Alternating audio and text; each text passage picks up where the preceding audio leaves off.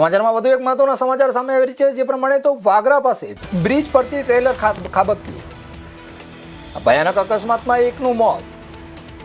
10 ટાયરનું trailer bridge નીચે પડ્યું. ONGC fire ટીમે હાથ ધરી રાહતની કામગીરી.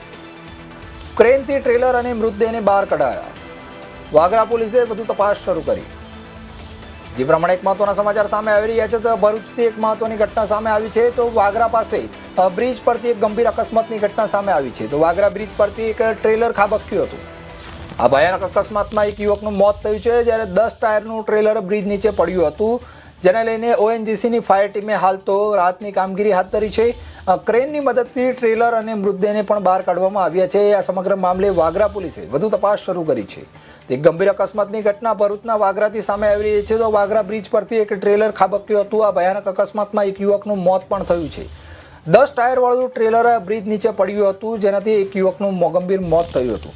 ઓએનજીસીની ફાયર ટીમે હાલ તો રાહતની કામગીરી હાથ ધરી છે અને ક્રેનની મદદથી ટ્રેલર અને મૃતદેહને બહાર કાઢવામાં આવ્યા છે.